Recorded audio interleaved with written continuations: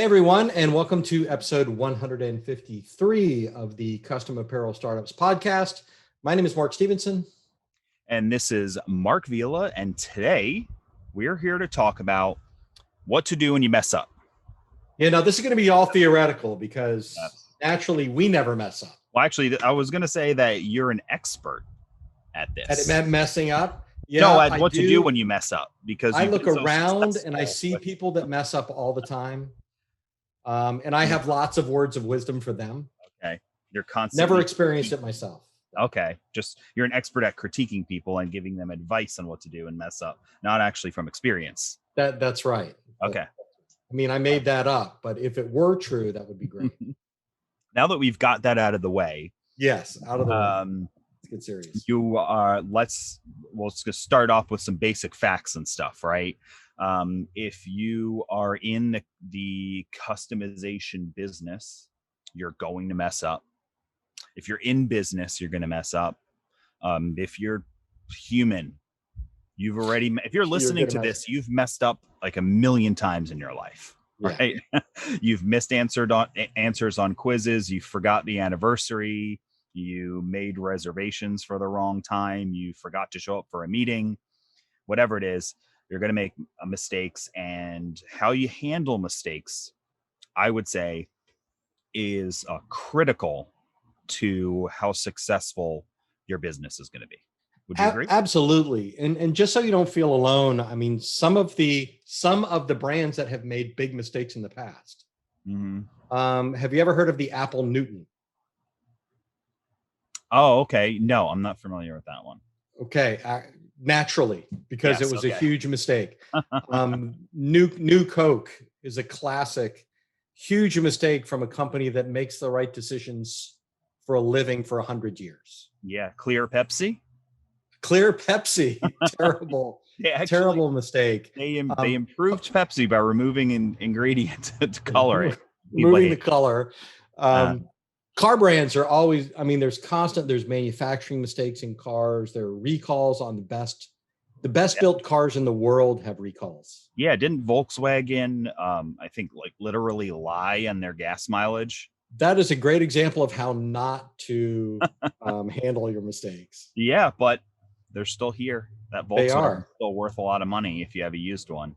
But the point is that it's easy to talk about big brands making mistakes because people do think that big brands can be a little bit, I don't know if infallible is the word, but it's easy it seems like it's easy for them to absorb the blow. They're so large, right?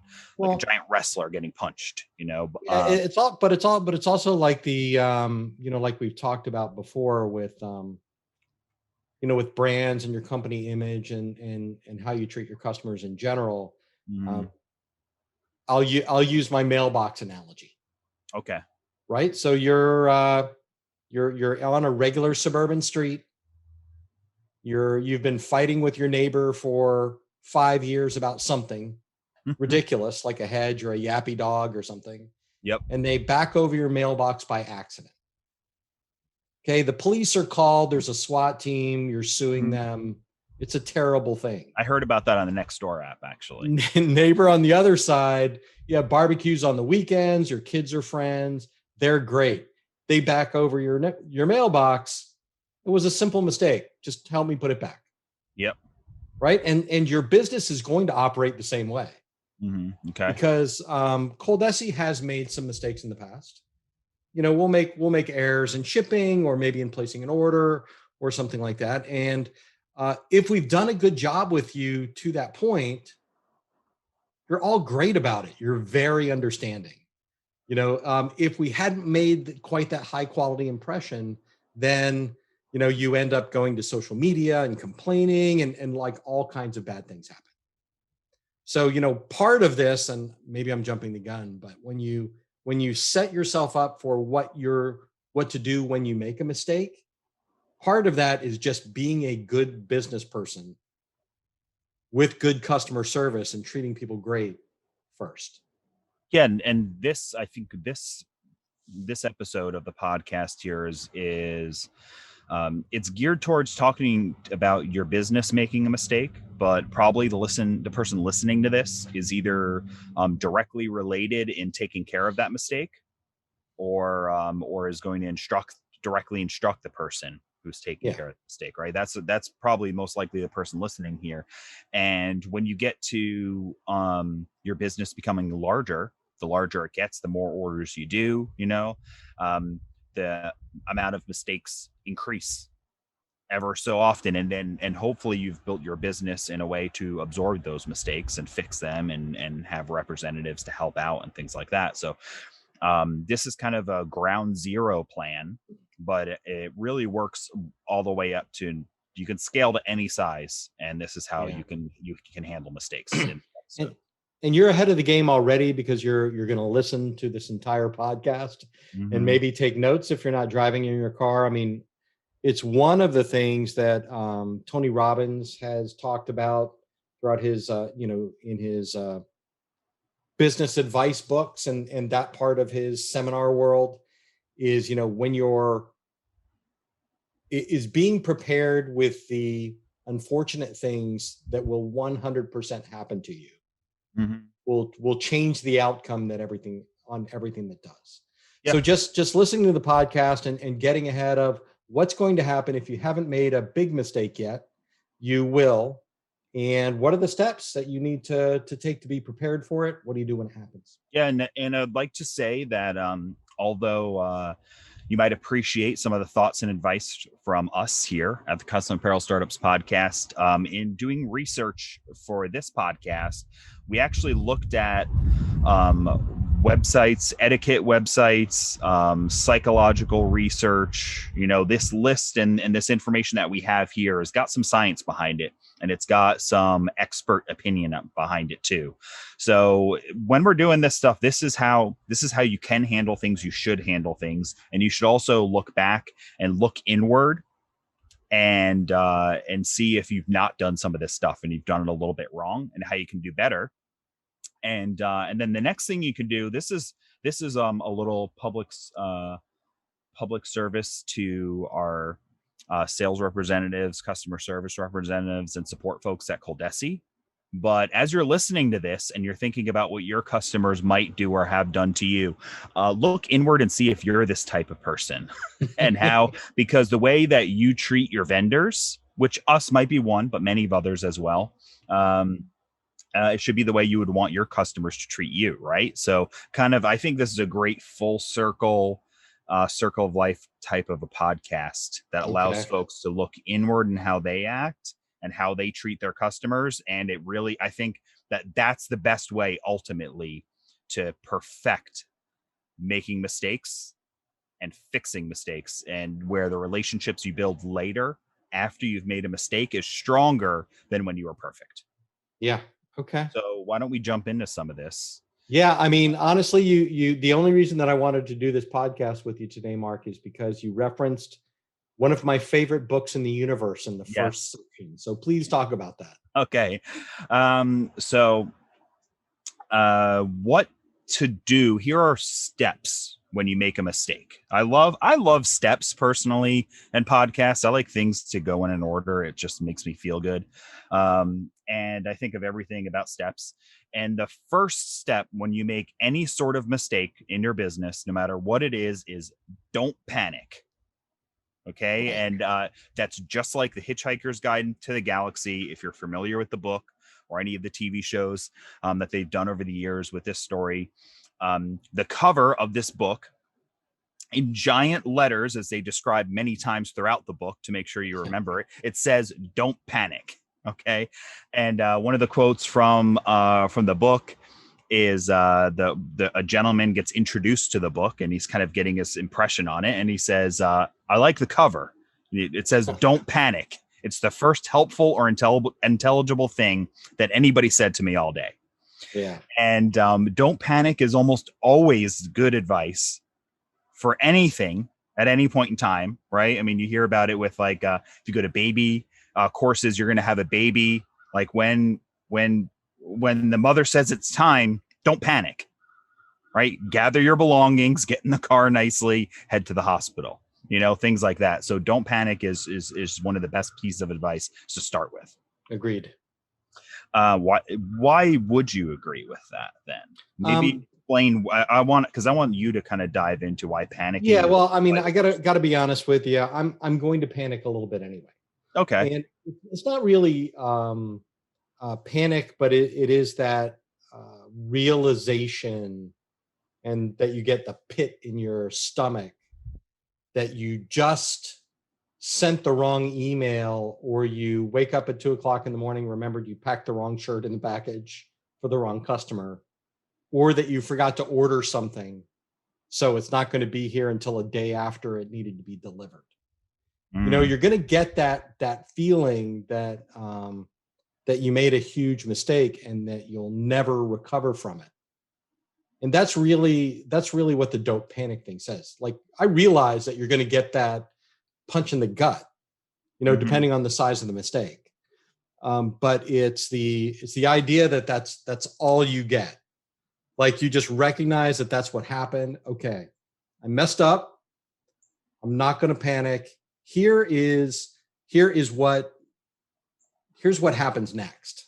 And that's what I like about you guys listening to this and taking your notes and deciding in advance, because you've got that checklist that you developed. Okay, I have a customer, their order is going to be late. Here are the 3 things that I need to do to make that okay.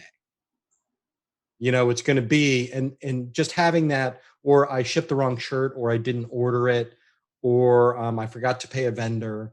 You've got this set of things that you do when this happens. So okay, it's not what do I do? It's okay, as soon as I get up in the morning and it's not 4 a.m., here are the things that I'm going to do to make that better. And that should hit the don't panic button. There you go. And the great part about these steps in this plan we're going to talk about is we're going to get to kind of that, to the plan, to what to do. So finishing this list immediately helps you to not push that panic button. Okay. Yeah. And one of the problems with panicking is you typically will make an emotional decision. You'll make an irrational, quick decision, and you'll do something really fast right away without any particular thought. And you'll realize that you may have doubled over your mistake.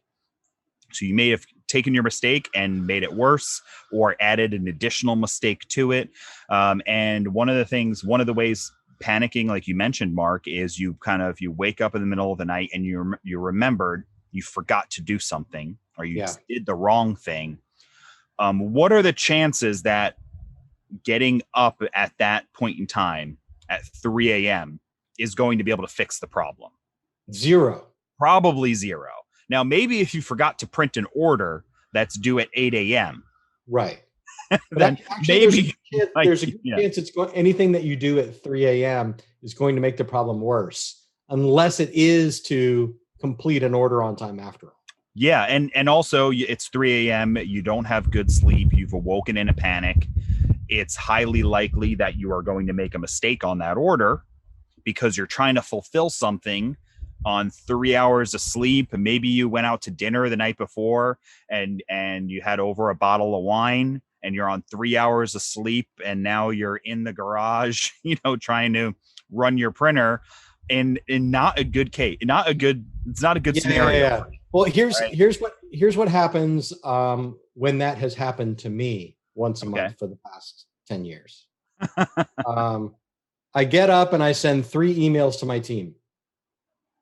Hey, this happened. We have to do this. Hey, this was a mistake. We need to correct this. And here's 3 things that you guys need to do right now, so the boss doesn't find out, or customers don't get the wrong information, or something like that. That is at like 1:30. And then by 6:30, when I actually wake up, I send 1 email that says, please ignore all the emails I sent last night. Yeah, I think I've gotten that email. You have. I know you have.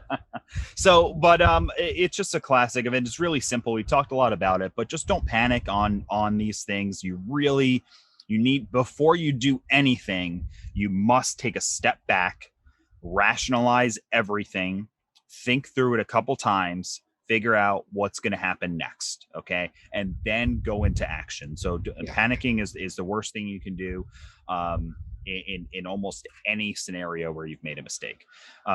So the next step we've got is to be nice to yourself about it. Yeah, I think this is a good one because it goes to the fact that you're going to figure some of this stuff out in advance, that you're gonna make these mistakes and here's what you're gonna do, will hopefully allow you to be a little kinder and more generous to your own performance. Like you've already come to grips with the idea that at some point you're going to make a mistake. You're going to make a mistake that's going to impact your customers or maybe your business to a certain extent. But you realize that now, so you can be a little kind to yourself when you do, right? You're not stupid. You made a mistake, and that's just what people do. Yeah, absolutely. And if you jump into this beating yourself up, it's the opposite of every success book out there, right? All the books about success and financial success, business success, being happy. We've talked about a lot of these topics recently. Being happy, being successful. We've talked about the Think and Grow Rich book, Anthony Robbins. They all say the secret is being positive. Yeah. That's like the simplest of the base secrets, is being positive. And if you start hitting with yourself, I'm stupid, I'm an idiot, I'm a fool, I can't believe how lazy I am, just these negative words on yourself. Those are blows to your ego being delivered by another version of your ego. And I'm not sure of the three versions right now, Mark, but one of them is id, ego, and super ego. Yes. So your ego is attacking your super ego, or one of these scenarios. Yeah, that's it. And it will knock down your performance of being able to solve the problem, because you're saying that you're foolish.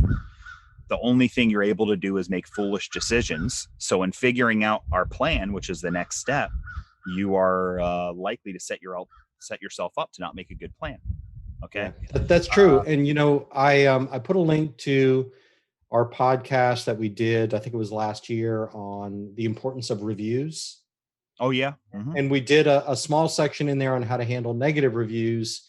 And this combination that we've done so far is going to help you respond to them better and more genuinely and without being guilty. Mm-hmm. We've got maybe 4,000 or 5,000 4- or 5-star reviews between ColDesi and Coleman and Company.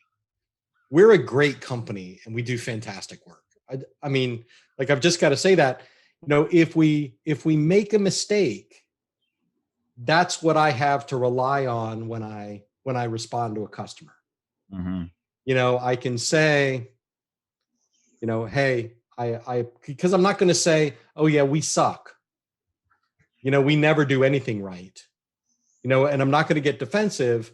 I'm going to say, listen, I'm really sorry that happened. Normally it doesn't. Look at all these reviews and look at our success rate so far. So obviously this is a rare occurrence. How can we work together to make this better? Yeah, and knowing that yourself, and we could talk about the plan on apologizing and stuff soon, but knowing that yourself, that you do try hard, you do care, you do want to get better, you're making plans for when you have a mistake. Saying all these things and knowing these things to be true actually mean that you don't have to be mad at yourself. And it's okay to be upset with yourself, especially if it's a big mistake, to a degree, because that's just a natural emotion. Yeah. But you can't, you have to be careful on treading, I made a huge mistake. What am I going to do about it? How am I going to, that's maybe a good way of saying it versus, I made a huge mistake. I should have never gotten into business. What did I think I was, being able to do something like this? You start saying all of those things is much different than, I made a huge mistake. What am I going to do about this? How am I going to solve this problem? Yeah, and knowing at least most of that in advance. Hey, Yep. Mark, I'm going to completely break the rhythm of this Oh podcast, gosh, what's happening right now? and I'm going to do a commercial, Oh, all because right. one thing that was not a big mistake in any way. As a matter of fact, it was a great idea. Is that just last month, ColDesi started partnering with Epson America, and we're now selling the Epson F2100 direct to garment printer. So this is a big deal for us, because for Mhm. the past, since 1999, since we've been open, as long as DTG printers, direct to garment printers, have been sold, we've been selling just the DTG digital brand, and we still are. We're extremely happy with Mhm. that. But Epson has come out with a product that we couldn't ignore anymore, because it's super simple to use. It is less expensive, and the print quality is great. So we've had all these customers that come in looking at the DTG G4, and it's a really high quality product. It's a premium product with some unique patented features like the vacuum platen, the new Kodak inks, etc. But it's not the least expensive DTG printer on the market. So for people that don't quite have the budget for that, we partnered with Epson. I think right now their really high quality DTG printer is less than $14,500. That's a really low finance payment. It is. I'm going to say it this way: it's but simple to use, and it works on PC or Mac. So if you've looked at ColDesi before for director garment printers and just not been able to put the investment together, then come back to us and take a look at the Epson on ColDesi.com. I think you'll be happy with what you see. Well, thanks for that wonderful commercial, Mark. You're welcome. It fell right into place and a good stopping point. I would say I've looked at these printers; they are very cool. To me, it's like if a Lexus dealership opened up a Toyota dealership right next door. That's really Yeah, how I I feel like about that. it. That I like Epson is like a top of the line Camry. It's beautiful, it's wonderful, it's got a bunch of bells and whistles on it. It's really easy to drive per se. Yeah. And the G4 is like that Lexus, right? It's not the cheapest car, but you can get into a debate that it's the nicest, Yeah. type of thing. You get So into it for a reason. you get into it for a reason, for multiple reasons. That's not just luxury, it depends on what you're doing with it. But anyways, thanks for that. I appreciate it. If you're listening to this episode in after the year 2025 in the archives, this is no longer probably true. That printer has now been replaced with a new printer that you can see on ColDesi.com.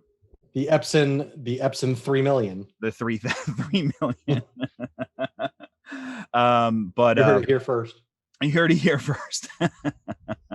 Well, thanks for that. Hopefully, Sure. everybody, if you haven't seen all the array of products ColDesi offers, definitely go to ColDesi.com and check it out. And that Epson printer is very cool. So back to, you've decided to not panic. That's a decision, by the way. That doesn't Yep. just not happen. You don't panic. It's a thing you do or do not do. Being nice to yourself is the second decision that you made. That's a decision as well, because you're going to want to kind of hit yourself in the gut, and you're going to have to say, I'm human. I'm not perfect. I'm going to make mistakes. I'm going to make another mistake later today, and I'm going to make another mistake tomorrow. And it's okay. There's no way I can live life without making mistakes. I'll be much happier realizing that I'm not perfect, but I can strive to be that way. Okay. And then the next thing is you figure out your plan. I think you figure out your plan before you do take any action. And figuring out a plan means pencil, paper, mobile device, laptop with a notepad open, and just start writing out some notes. What could you do? What would you do? Right. So, and this should be kind of ways to solve the problem in different ways. So we can I think we'll go through just a couple quick examples of what a problem would be and maybe what some of the plans might be. Keep them short. Yeah, I like that. I think it's important to break it up, to what the potential problem is and have a separate little mini plan for each one. You're going to react to each one differently. So it's good to have specific examples. Yes, and when you, it's a good idea to make a mistake, and if you've done something wrong, to write down what you did and if it worked and how it worked, because honestly, every mistake is going to be different. So there's not one plan. What it is you, as you make more mistakes, you start realizing that they fall into categories, and some of them are very, very similar, and you know how to solve that problem because you've solved it similarly before. And every customer is going to be different. So one customer might be perfectly fine with one solution, another is going to be needed something different. So it's getting good at this, because as your business gets larger, you know how many mistakes Amazon makes like a second? Like every second.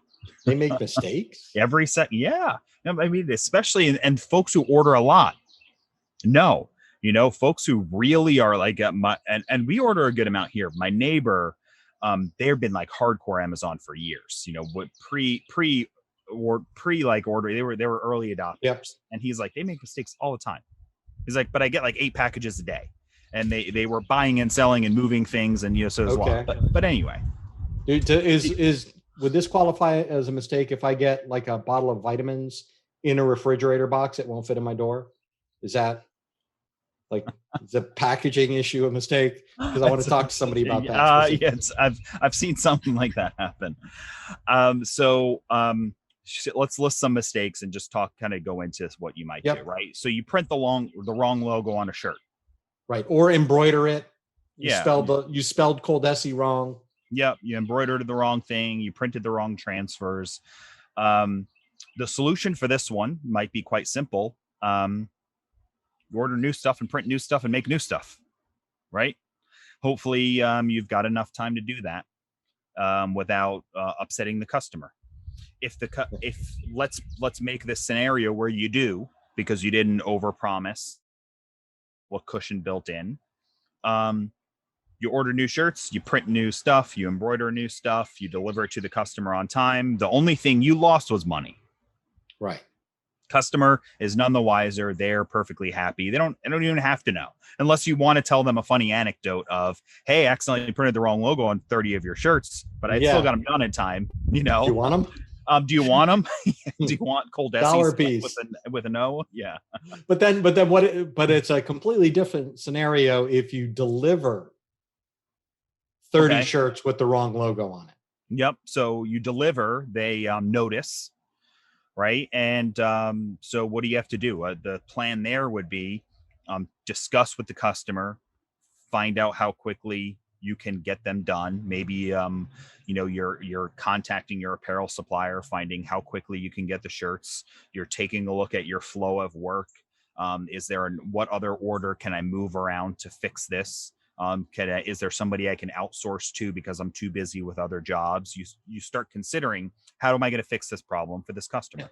So I think this is a good point to point out that this is, regardless of whether or not the customer is angry, which they may be, this is not a personal attack. This is a business situation. Mm-hmm. You should acknowledge the fact that you made a mistake. And you should not get defensive about responding to the mistake. Like, oh, well, I mean, you gave me the logo late, so I misspelled it, or, well, it's that dumb shirt you ordered. I mean, I didn't want to do that anyway, so I got distracted. Whatever excuse you're going to make for yourself, don't, because all of a sudden you acknowledge the mistake and then you are immediately on your customer's side. Yes, and we'll get into contacting the customer deep next. But yes, this is a nice little aside of don'ts. Don't blame the customer. Yeah. Do your best to not blame them in any way, because that's not going to make things better. Some other mistakes you might make, like you might order the wrong color shirt. Right? You're supposed to order brown, you accidentally ordered tan. Or sizes. Or sizes or something like that. Now, for wrong color, the plan might be, well, what if I just try to call a customer and tell them I ordered the wrong color one and see if they're okay with that? Good. I ordered tan instead of brown.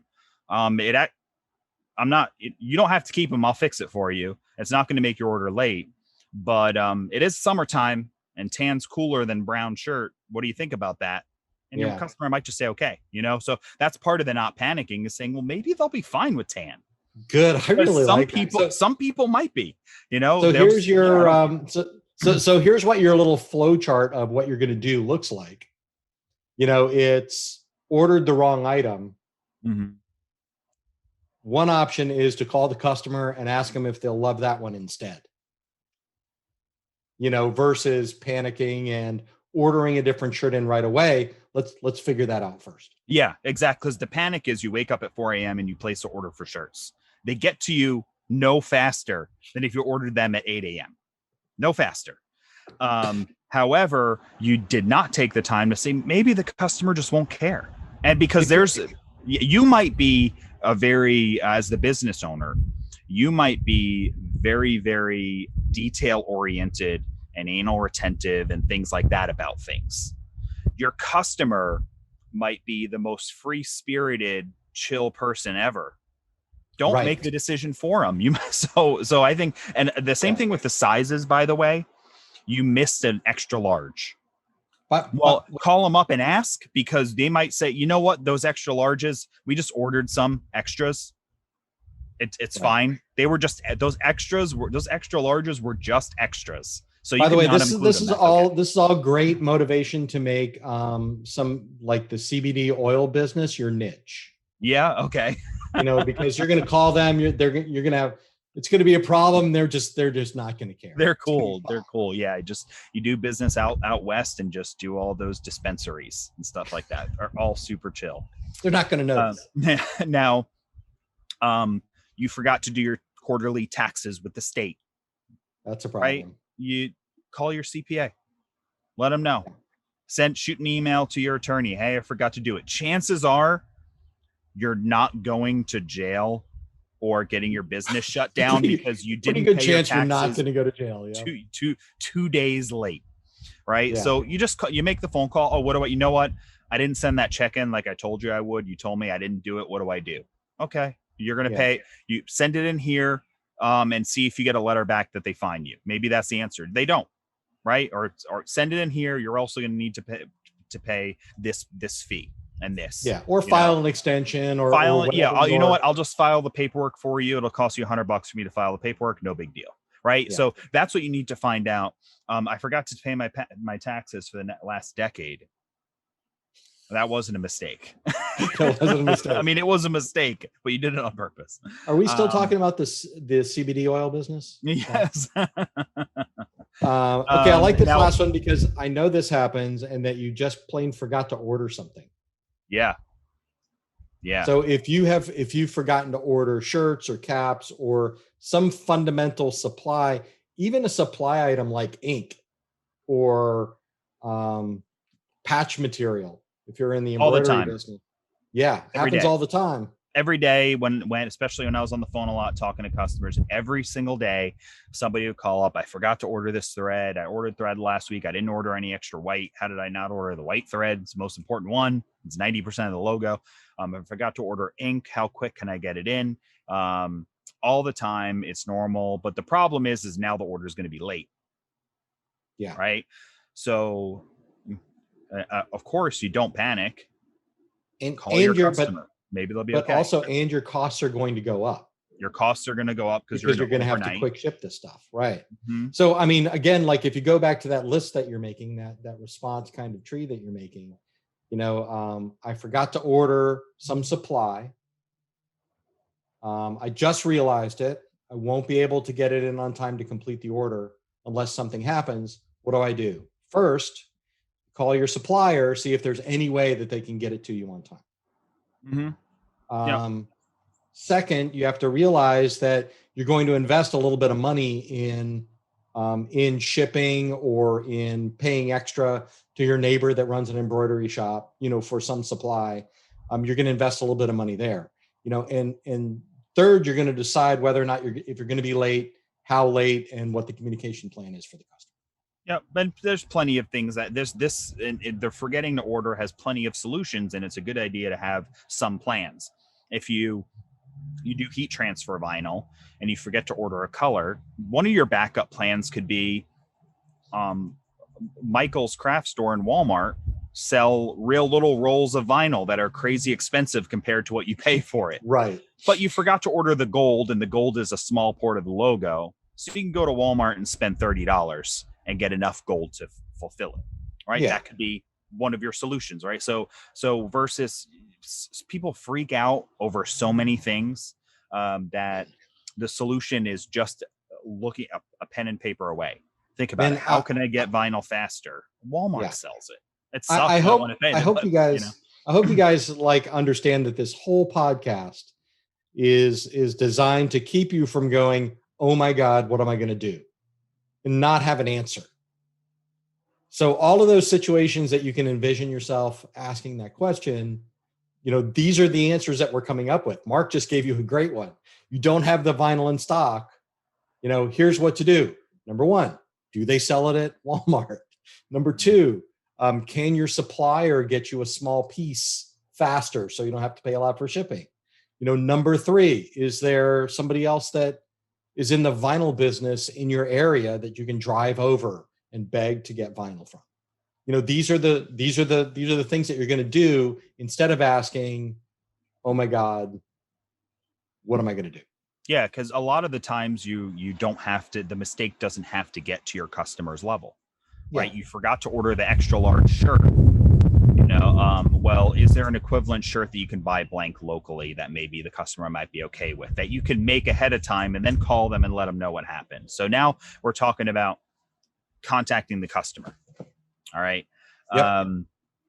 First of all, I think contacting the customer gets finished. Oh, by the way, customer, etc., CPA, police force, whatever, whoever if you need to reach out to somebody, your supplier, right? Your apparel supplier, your ink supplier, contact somebody ASAP. ASAP means after you've done everything above that we've mentioned. ASAP You've got your means plan. not 4 a.m. ASAP means not after you beat yourself up. ASAP means not before you have a plan. As soon as possible means the soonest possible point is after the plan is done and you've got some options. You've written down some ideas that I could do this, I could do this, I could do this. All of these will solve the problem. I'd prefer to do this one. Let me try here first. I'd prefer to do this one. And then, but ultimately you're going to have to contact your customer, whoever it is, as soon as possible. And we're really focused on the customer, I think, this time, because your CPA will, if you make mistakes and you're going to pay your CPA to do more work, they're not going to be mad at you because you're giving them more money. But your customer might be upset. So we'll help to solve for some of that. Yeah, and I think what Mark said is really important to emphasize, and that's, first part of what you've decided so far is under what circumstances do you contact your customer if you can't get what they ordered, or if you can't deliver on time. Yeah, and I would say when you're contacting your customer because you've made any of these mistakes, you don't have to wait for all of the answers necessarily first. Right. So what I mean by that is you call up, you've forgotten to order some shirts. You've called your apparel supplier to see if you can order some more of these and how quickly you can get them. And the response maybe is that item's been moving really fast. I'm not sure how many we have in stock. Let me see what warehouse it's going to come out of. I can call you back in a couple hours with an answer of if that's going to get to you tomorrow or Thursday. Right now, if it's 3:00 in the afternoon, I don't know if I'd wait to call my customer yet, because a couple hours later, it's going into dinner time, and you might not hear an answer till 6:00. Maybe you don't hear an answer that day, right? And now you don't know if you can fulfill. So a good idea is to call your customer immediately and start to talk with them about the situation and see. Your order might not be late. So I would disagree to a certain extent. Okay. And, mostly because I don't want to give the customer the impression, I don't want to needlessly worry them because they don't have a plan for what to do if their shirts don't come in. So, I would want to wait. Now, if it's due the next day, Yeah. a good chance I'm going completely different story. Yeah. And this is everything situational with all. Yeah. There's a chance that your shirts might not be ready by the end of the day tomorrow. I wanted to reach out to you now and see, what kind of problems is it okay if it's a little bit late? I'm going to do my best, but I just want to give you a heads up. Yes, I can do some of them can be white if you'd like. I can deliver some of them in white. The red might not be here in time. And the reason why I think it's important to make this determination, because there's no right answer. I think, Mark, you're 100% right on this, because we can go back and forth with 100 scenarios where it's a good idea. So that's why I wrote specifically, don't wait for all the answers necessarily in parentheses first, because it really depends. But your customer might say to you, no, it doesn't matter. I actually don't need them till Friday.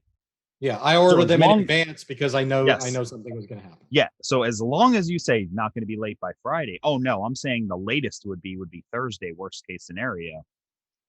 Cool, I'm not stressed. Now, your whole night is not ruined now, which I think, so it's important to figure out when is a good idea to contact your customer, but do it as soon as reasonably possible, because I think if you waited for that call, I'm not going to call them until the supplier says they have them or not. Now it's 6 o'clock. You didn't hear back from your supplier. You call back. You get the rep on the phone. Oh my gosh, sorry, I've been busy all afternoon. My wife just had a baby. I didn't call you. I forgot. I was panicking because I was riding to the hospital. I forgot to call you to tell you I was leaving the office, right? I mean, these are all scenarios that pile up on top of each other. Right. Now you're calling your customer at 8 o'clock in the morning to tell them their order's not going to be there that day. Yeah. When you could have called them at 3 o'clock the day before and maybe worked something out, right? So the reason that I mentioned about contacting them as soon as possible too, it kind of has to do with that, is your customer, you mentioned, Mark, the customer doesn't have a plan. You need to give them some time to react and make a plan. Yeah. If you've given them no time to react and no time to make a plan, you've put them in a worse situation than you could have. Right. And that's a really good observation. It may even be helpful, if your customer is amenable to it, for you to have a few ideas ready. Yes. So like, I'm not going to be able to do these shirts, but I do have these in stock that I will give to you at a greatly discounted price, and I'll send you in the right shirts. And that's why you have the plan first. Yeah. It's because you have the plan of, here's 5 things I can offer my customer. Number 1 is what I want. Number 2 is what I want second best, third best, fourth best, fifth best. And you go down that line trying to hopefully get as high to the top of that list as possible. Yeah. Which number 1 is, I don't care, I can wait. Right. And number 5 is, I'm going to sue you. Yeah, I'm going to sue you. I guess. The most. By the way, just to get this out in the open, they're not going to sue you. Yeah, so the most empty threat in the world. They're not. Yeah, it costs so much to sue somebody. Yeah. You're probably not in that big of a business. And that really goes to what you've got down here for number 4, and that's be ready for attacks and emotional responses. Yeah, be braced for it, because you've listened to this episode and they probably have not. They probably have not. Statistically, I've done the math. Mainly because their customers probably not in the custom apparel startup business. Maybe part of the standard response to all their customers, if they have a problem, is just to send them a link to this podcast. Listen to this, and then I'm going to call you in an hour. No, make it work. I think you should try it. You should. Send them a free sample of that CDB.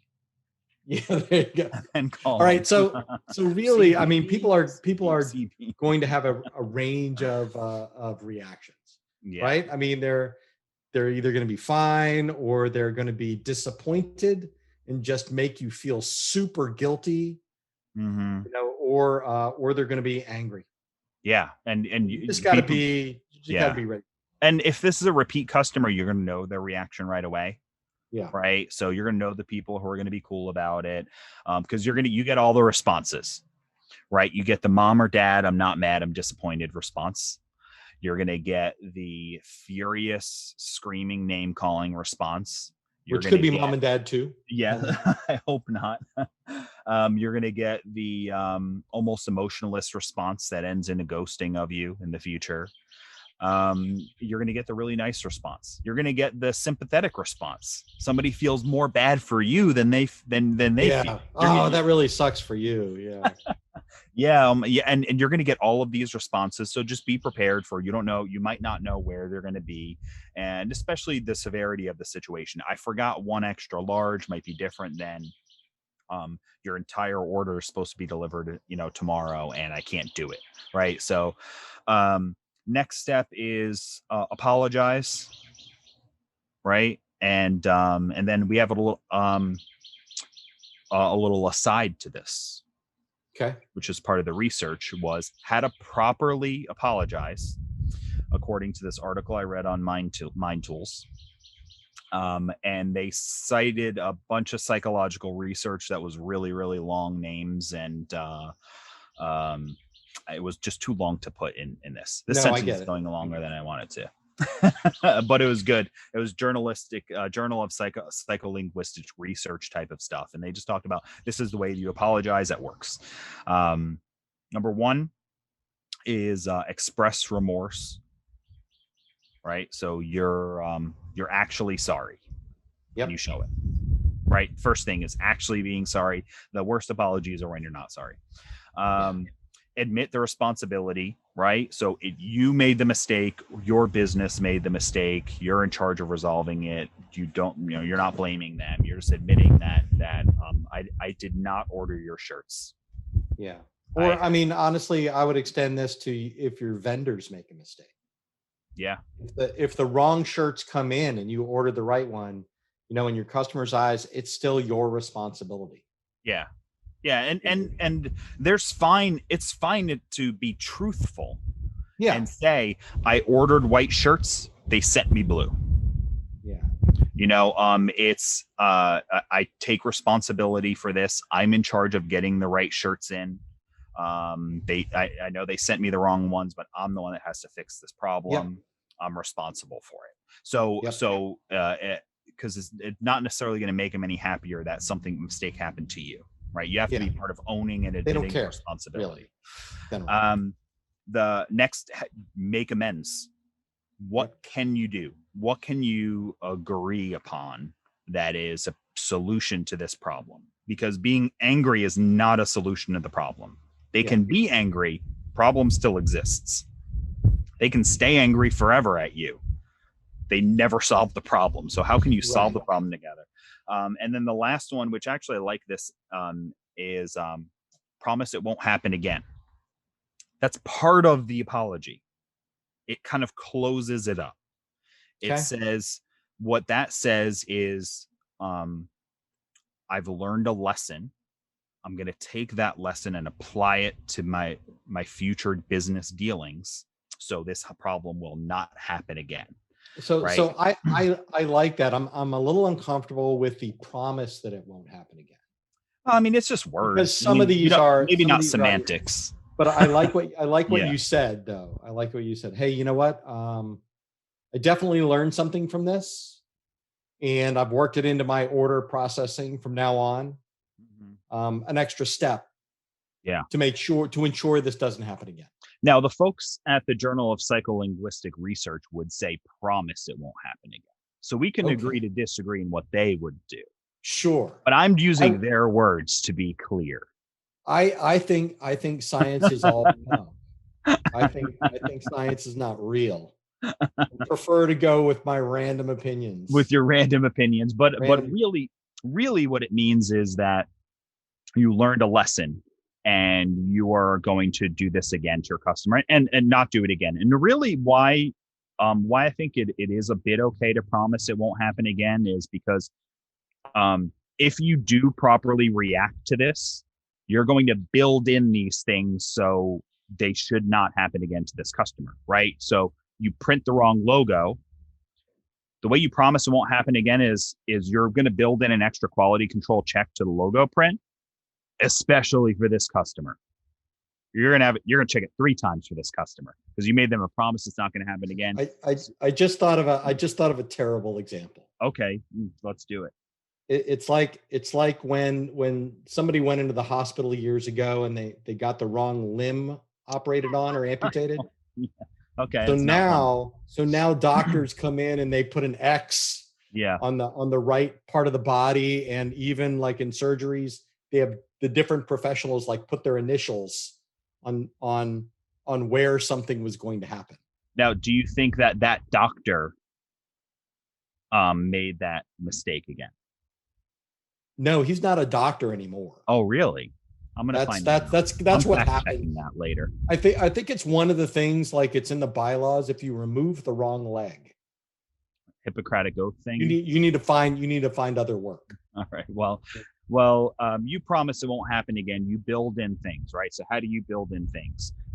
You are the classic person of taking an order on Monday, promising it on Wednesday, knowing that I'm going to order the shirts today. They're going to come in tomorrow. I'm going to work on them all afternoon. I'm going to deliver them Wednesday morning, which is beautiful when everything goes perfectly. But the UPS truck that was delivering your shirts broke down. That happened to me with I ordered a new bed frame for my daughter's birthday. And the plan was to have it all set up for her birthday. Well, it was supposed to come on Wednesday, and I got a notification on UPS that it was going to be delayed. And I went onto their website, and it actually said technical difficulties on the truck. Truck broke down, delayed that delivery. That happens. Shirts were on that truck. Ink was on that truck, right? Like things that were needed to be more important than a birthday present were needed to be delivered on that truck. I mean, first of all, there's nothing more important than Ella's birthday present. I mean, let's just get that out there. And secondly, I guarantee that UPS did not promise that would never happen again. That they what? That UPS did not promise that would never happen again. No. UPS did nothing. They didn't learn anything. They did nothing.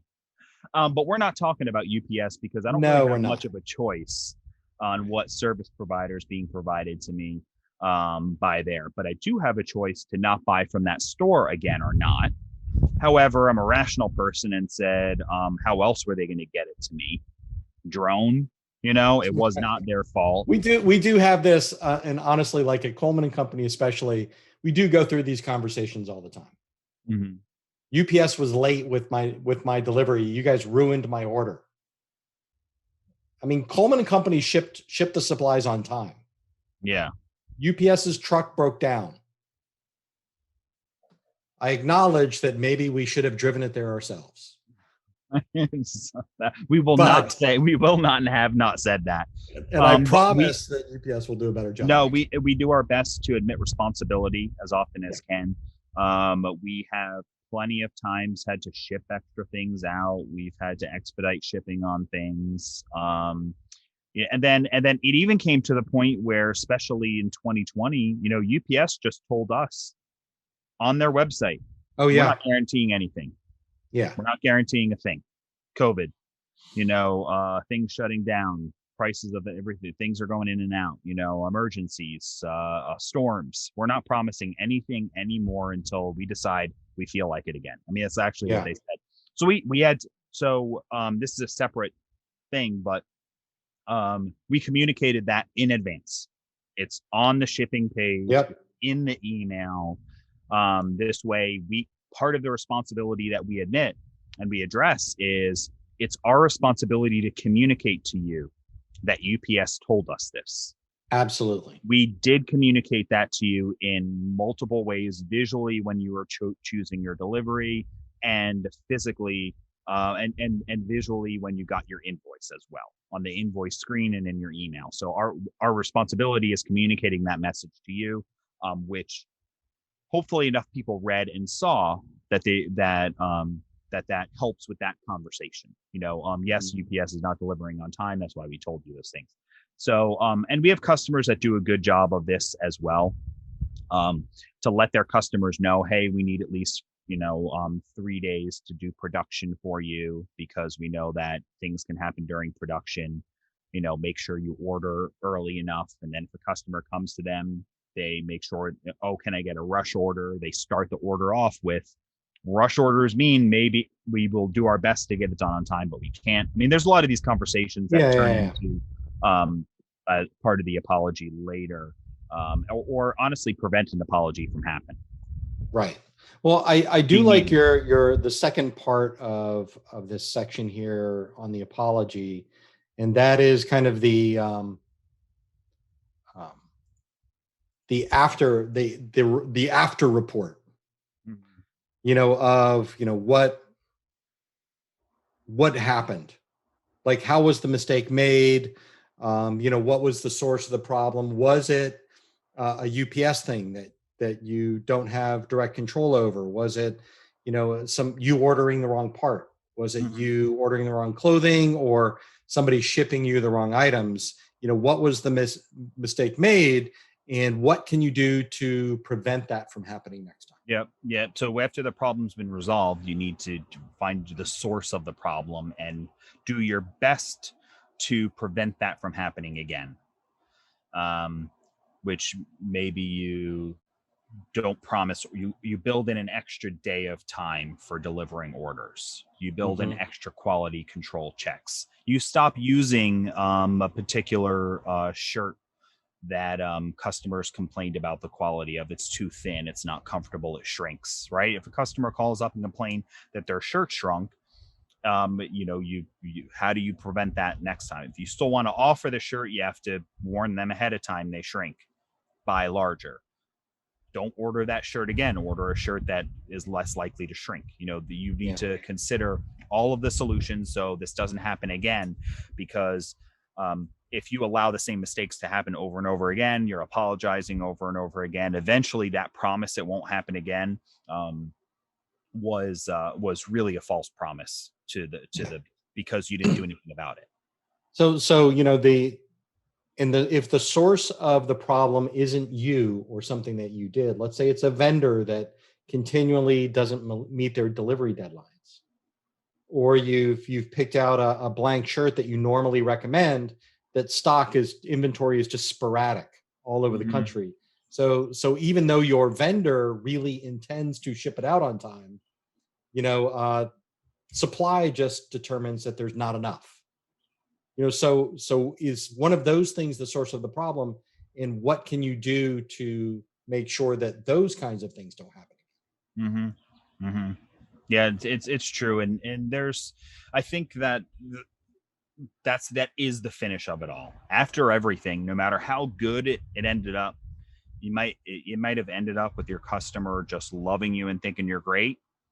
It might end up with a customer saying, we're never sending you business again, right? It could end up anywhere in that spectrum.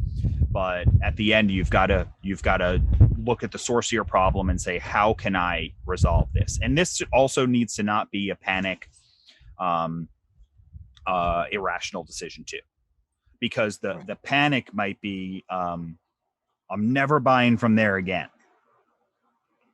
Is that going to make things worse for you though? Like, is that actually a solution? Is having Mark's unforgivable Sears problem that he has, where he refuses to forgive Sears? Don't need me to something tell, happened like 30 years ago.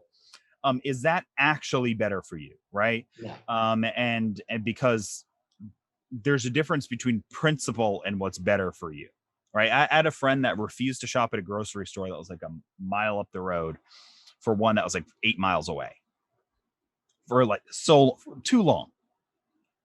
You think any of the people that work there own that company? I mean, nobody's the same. That cashier like doesn't work there 100%, because they don't last that long, right? You're not like, there's not a lot of career people doing that. Right. That person doesn't even work there anymore. Just go back there. You're making your life worse. So don't make your business work worse with these decisions, but figure out sources of the problems. How do you handle it? Also, if the vendor is involved, talk with them about it. And maybe they have some different advice to offer you. Yes, I don't recommend that shirt because that's a harder shirt to get. The materials that are made out of are sparse throughout the world lately. I recommend using this shirt instead. You can get it a lot more regularly. Also, it's available in more colors. But it's going to cost you 50 cents more.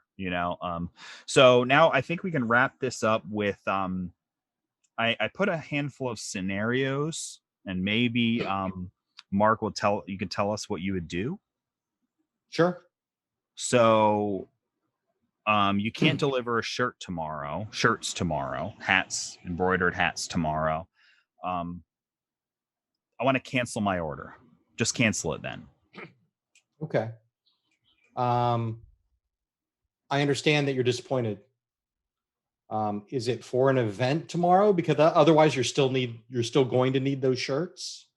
And I'm still in a great position to deliver them to you.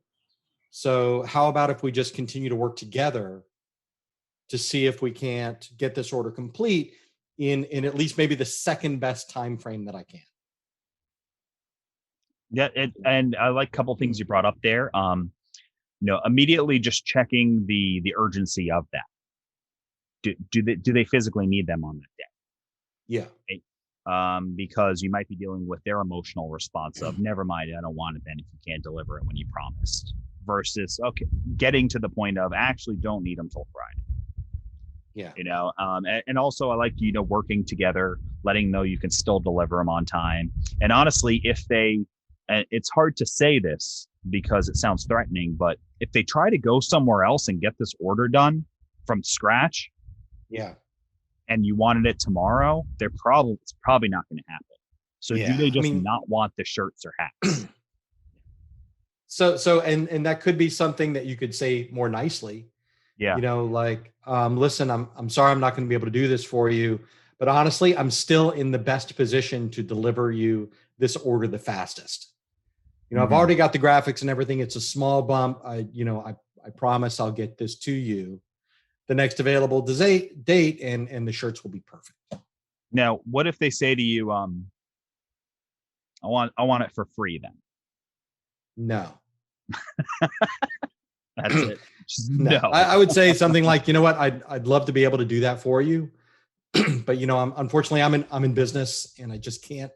I'm still going to put in the work and the extra work it's going to take to get the shirts to get the shirts printed in an expedited manner, more of an expedited manner than I had even planned to begin with. So I can't deliver these for you for free. But what I can do is give you a free koozie. Oh, wow. One? Or a free hat. I can do this little set of things that I predetermined that I can do for you. Yeah, and I think that goes into the next one. Should you offer a discount? Should you offer a refund? And I would say, for the sake of your business, I don't know that I'd lead with that. Right? Gauge your customer and see how they are, because not every mistake needs to financially cost you a lot of money. Right. And like I said from the beginning, they might be totally chill and cool about it. Now, everyone's going to take the free thing, whether they're chill or not, or the opposite of chill, or they're hot. Everyone will take the free thing. So just see how it's going. See if you need to offer that. Now, Mark, I think you hit it right where it should have been. I just want it for free then. I'm in business too. I'm in business. I'm trying to get things just like you done. A mistake here was made. I can't deliver it to you for free. But I realized you would like some restitution for this trouble and your stress. What I can do is I can do two things for you. I like a couple things because it sounds generous, I could do two things for you on this one order. My embroidery machine is actually not being used for a job because that one, we finished early, not to rub it in your face. I mean, if you can get a joke in there, I like it. So what I could do though is I have some hats. They're black, just like the shirts. I've got a dozen of them. I've got your design. I would like to just make you a dozen hats for free. And I normally charge, $20 a piece for those. And then on the next order, I will do XYZ. Yeah. I'll give you 10 shirts for free on your next order too. So I'll give you two things, this one now, this one later. And I mean, honestly, if you can get someone on your side, if you make a mistake and a customer stays with you, they will be terrific customers for you. Like they've already invested. Oh yeah, that guy made a mistake, but now we're good. Yeah, did me right. Yeah. Now the last thing we can finish on here is what if you can't resolve this on the first phone call? What if that first phone call ends up with them hanging up on you? What are some next steps you could do? I mean, I would say you stop doing business with people in this tri-state area, because nobody in the Southeast is going to hang up. No, I'm just kidding. If someone, like, look, if the person is upset, if they hang up on you, or they even say something untoward and then hang up on you, then you've got a choice.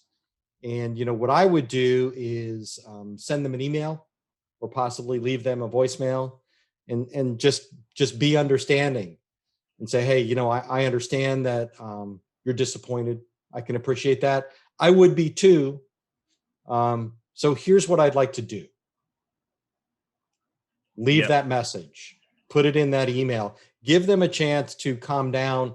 Don't yell back at them, or don't not respond to them, because now you're just reflecting their behavior. We already agreed earlier on that you're going to be ready for these emotional reactions. And this is the classic example. If you look at some of our reviews in the past where we've gotten a negative review, this is, we get people that say bad things, and our response is always, I understand. I'm really sorry you feel that way. I mean, because you did not intentionally piss these people off, right? I'm sorry, I'm sorry this happened and that you're that angry, but, there are a few things that I'd like to offer you to help make it better. Why don't you call me when you're ready to discuss your options? Yeah, I think that's great. And I also think that this is a no right answer scenario. You need to gauge this customer. If you know something about them or a bit about them, it can help you to know what to do. But sometimes it's wait a bit too. They were really on fire. They didn't want to talk to you anymore. They said, I got to go. I got other things. I don't have time to deal with this, expletive anymore. Maybe we'll just wait an hour. It's 11 o'clock. Maybe they're hangry. Wait till after they've eaten lunch. Call them at 1:30 again. So you can wait a little bit of time and call back. And listen, last time the phone call didn't go as well as I think either of us wanted it to go last time. I just wanted to bring this back up. I still want to solve this problem with you. I've thought of these solutions. What do you say? What do you say we work on it together? I'm asking you. Email them and let them know that you've decided to just devote your business to the CBD oil niche. Okay. Where no one will ever cuss at you. And good luck. I had an audio issue with you there for a moment. Okay. It's this ghost phantom. You could just laugh hysterically. This robot thing that happens around this time of the podcast. So I think we've put together a lot of things while Mark checks his chords and distances and all that stuff. We've put together a lot of stuff to really help you get through this. And I just really think it's important to go through the steps. So don't panic, be kind to yourself, forgive yourself, figure out a plan. Then you reach out to your customer or your CPA or whoever it is, reach out as soon as reasonably possible and try to work it out. Remember to apologize in the right way. Don't blame anybody else. Don't blame them. Don't look for, you're not necessarily looking for excuses, but that doesn't mean you don't tell them the truth, right? Because those things can be mistaken for each other. So you want to be very, very clear that I am admitting responsibility. Here is the truth of what happened. By the way, I'm admitting responsibility. And that middle truth, it might be my vendor didn't send me the thing. It might be the UPS truck broke down. But ultimately, it's my responsibility. I want to make you happy. While I'm waiting for the shirts to come in, I'll make those free hats for you that I mentioned. Just for as an olive branch to say that I'm sorry. Yeah, I think and to have, like, to know in advance, like, it will give you great comfort to write down these scenarios and what your standard responses will be, or the kinds of things that you'll respond with. So you have a menu of items, what to do when bad things happen. Here's your menu of items on what to do. And I think you'll have a better business because of it. Yeah, absolutely. Absolutely. Well, in light of Mark turning into a robot, I think it's time that we end this podcast. And first of all, I want to apologize for that, the way that Mark sounds right now. Actually, it drives me nuts on a podcast when I'm listening and the audio goes crazy or weird, or the volume goes down and then I turn it up, and then a minute later the volume goes back up and it makes me jump out, and feel like I'm going to get into a car wreck. I am the one usually in charge of this podcast, so I make sure that we're set up on time, the notes are gone well, and when things go bad on it, it's I know that it's me, even though I'm not at Mark's house. But I am going to agree that it is your responsibility. It is my responsibility. I appreciate that. What we will do is next podcast is free. Next podcast, just that one giveaway. Way to give away. And what we'll do is I'm going to do a little bit of research on the software that we use, and when you do things that are about this length of time, what might cause that sound. So hopefully in the future, you guys don't have to hear that again. But we appreciate you listening. Yes, Mark, go ahead. You sound great. Yes, yes, we do appreciate you listening. And I think that's all for this podcast. Yeah, great. Okay. So wrap it up, Mark. Okay. Thanks again for listening to the Custom Apparel Startups podcast and listening to my commercial about the fact that ColDesi now carries the Epson F2100 DTG printer by now. This has been Mark Stevenson. And this is Mark Vila, and my little wrap up here is about Coleman and Company, colemanandcompany.com. Today we're launching about 750 plus SKUs of new apparel online, vapor apparel. So by the time you hear this in the future, this should be live already, so you can go to Coleman and Company and search vapor. But we've got those UV sun protection shirts and all that stuff. It's really cool, really nice quality stuff. So you got to check some of it out. It's awesome. You guys just have a great business.